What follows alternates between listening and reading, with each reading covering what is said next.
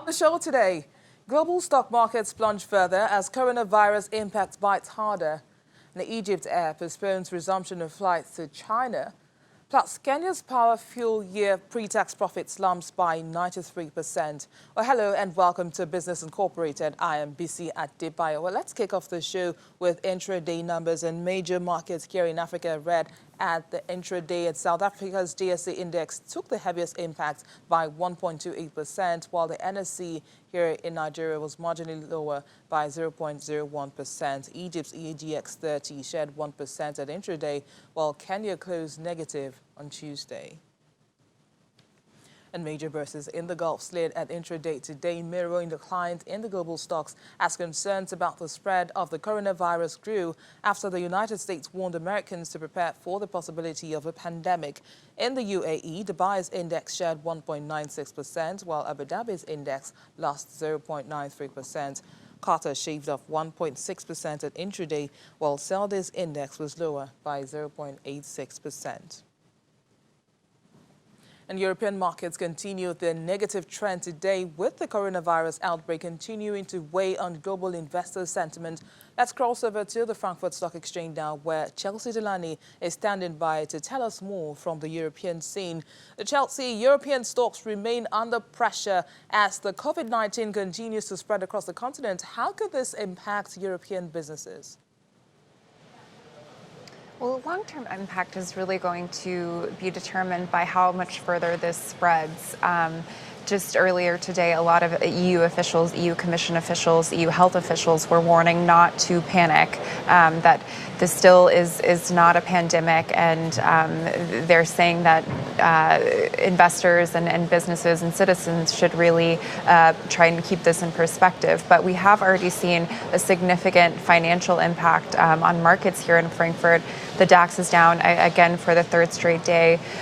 European stocks broadly have been hit really hard this week, and many companies are already warning of the potential financial impacts of the spread in Europe and the business shutdowns, the travel disruptions that this is already causing. Lufthansa, for example, the German airline, yesterday said that it would suspend some flights. It said it would suspend hiring and put some workers on unpaid leave. Other companies, particularly in Italy, where the outbreak has really been centered in Europe, have warned as well. So Fiat Chrysler, the auto maker, has had to shut some factories. Armani has had to shut factories. But I think we're going to have to wait and see how much more disruption there is ahead to see if this is really going to be a long-term problem for the European economy. In other news now, Chelsea, Germany's Volkswagen said it wants to hire a climate activist to help the company become greener. What kind of influence will this activist have on the automaker? Well, Volkswagen is saying that they want a really aggressive voice pushing for a greener environmental policy within the company. So they say this activist is going to have a direct line to not only the CEO, but other executives. Volkswagen obviously is still really embroiled in the emissions cheating scandal, so it's really trying to position itself as a leader in environmental policy, but they've been under a lot of criticism for obviously their role in climate change, given their history with diesel engines, combustion, and they really do need to be positioning themselves in terms of electromobility, because there are new climate laws, there are new environmental laws, and new emission standards coming into effect in the EU that make it basically a big financial loser for them if they don't shift more to electric vehicles. So I think they're really trying to accelerate their move to electromobility and environmental policies by really getting an aggressive voice in there. Now, the EU's top trade negotiator says it hopes to broker a mini deal with the U.S. before Washington increases punitive tariffs on Europe's aircraft sector. What could this deal look like? Well, there are a couple different areas that the EU and the U.S. have been negotiating on over the past several weeks. So after the U.S. struck a trade deal with China, they sort of turned their attention to the EU. They've been talking about a lot of different issues. Some of those are quite big and complicated, but some areas where they could possibly be finding agreement on are technology policy, industrial tariffs. They've talked about lowering those across the board. But some of the bigger issues may be sort of kicked down the road for bigger discussions, things like agricultural policy, which has been a very controversial topic on both sides of this. They may not be able to sort of get this solved in the short run, but they are sort of up against a deadline. March 18th is the date when these new higher aircraft subsidies from the U.S. are supposed to come into effect in Europe. So I think they're really trying to put a lot of focus on this in the next couple of weeks. Thanks, Chelsea. Do enjoy the rest of your day. Let's get an update on the London markets, where the FTSE 100 is stuck below 7,000 and is currently down 0.71% as the spread of the coronavirus continues to rattle global markets. Our London correspondent Juliana Olayinka joins us now for more on the markets. Good afternoon, Juliana. Tell us, what are the numbers looking like at the moment? Earlier, we saw the FTSE 100 down by about 1.1%. Has that changed? Good afternoon, Bissy. Well, there's been a slight recovery since this morning's losses, but still in the red at intraday. The all-share is down 1.07%. The FTSE 100 is down 1.06%, and the FTSE 250 is down 1.63%. In currencies, the pound is also down against the US dollar by 0.55%, down on the euro by 0.58%, and down on the Japanese yen by 0.38%. I must say, Bissy, there is some breaking news here in London, because there's actually been an office space in the city, in Canary Wharf, where we get these numbers from due to the coronavirus. I'm not sure at the moment whether or not these staff members have been quarantined or they're evacuating staff. But that's a pretty big story, because at the moment we've only had one case in London where we know a Chinese national was treated in a central London hospital. But this is a huge news because anybody that knows Canary Wharf knows that this is an epicenter of business and finance and trade, and it's a huge, important, significant part of London, especially for commuters. So it's a big story, which I'm sure is going to ramble, and of course will affect the numbers, because that's the heart of the financial capital.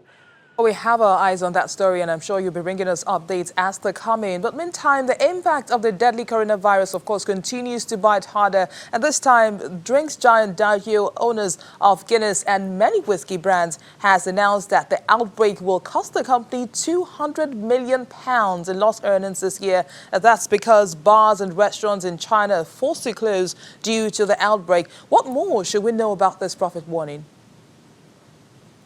Well, this is, Diageo, they're one of the next large corporate to confirm that COVID-19 coronavirus is really hitting their bottom line. Apple and Nike have also mentioned last week that they're expecting to see a dent in their profits. And Diageo, they're a huge company. Not only are they the largest spirits company in the world, Asia Pacific region accounts for 20% of their business. And yes, the fact that people are not going to gatherings, people are not going to restaurants, people are canceling those big corporate gatherings where they do earn a lot of their money is affecting them. Interestingly as well, we know that the travel industry is taking the brunt of the surge. The surge in the falls is also having a knock-on effect for Diageo, because a lot of people that go to airports, they like going into those VIP lounges, they like sipping drinks, especially when they're on the airline. So they're getting the effects across all the board. And as soon as they did mention that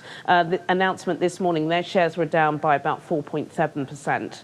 Let's also talk about crisis-hit Metro Bank, which has reported a pre-tax loss of over £130 million in 2019 after an accounting scandal. Of course, that was down from the profits of over £40 million the previous year.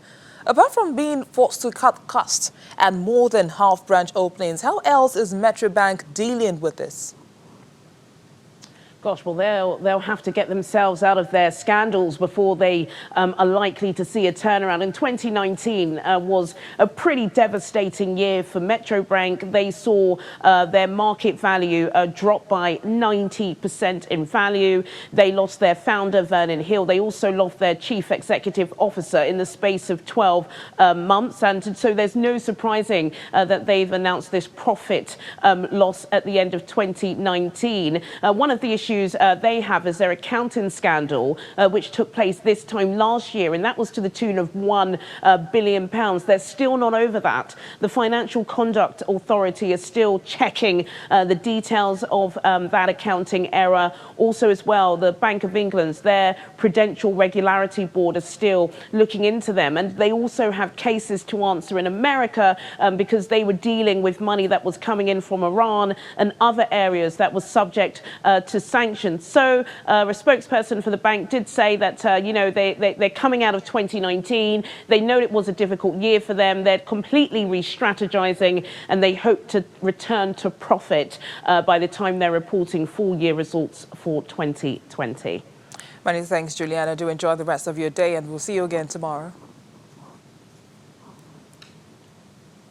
Meanwhile, shares in mainland China led losses among major Asia-Pacific markets today as investors withdrew amid concerns over the coronavirus outbreak beyond China. The Shanghai Composite shed 0.83% to around 2,987.93, and the Shenzhen Composite fell 2.7% to about 1,890.6. Hong Kong's Hang Seng Index fell 0.9% as at the final hour of trading, while South Korea's Kospi fell 1.28%, closing at 2,076.77. The Nikkei 225 in Japan slipped 0.79%, closing at 22,426.19 after dropping more than 3% on Tuesday, while the Topix Index also saw a 0.75% decline to end its trading day at 1,606.17. In Australia, the ASX 200 fell 2.31% as all sectors there declined. And in the U.S., Dow futures swung wildly this morning, hours and outtaking U.S. stocks looking set to continue their worst two-day rout in more than 4 years. Earlier on, the futures on the Dow Jones Industrial Average pointed to an implied opening loss of about 40 points after trading down more than 300 points overnight, while the S&P 500 and Nasdaq also pointed to a loss at the open. Futures had started brightly this morning, though, but reversed course during the early hours. Stocks plunged for a second day on Tuesday, with the Dow tumbling 879 points. The S&P 500 wiped out a whopping $1.7 trillion in just 2 sessions. Let's take a breather from those numbers there. Now, Egypt Air has postponed flights to and from China to March the 14th from February the 27th.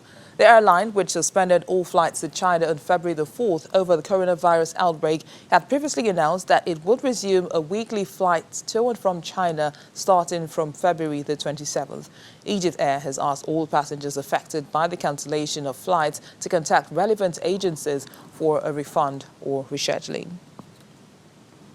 And Kenya Power and Lighting Company has released its unaudited earnings for the year ended June 2019, showing the company's pre-tax profit dropped by 93% to 334 million shillings. The main electricity distributor in the East African nation says the cost of buying electricity jumped by 18 billion shillings during the period, blunting the impact of an increase in sales to customers.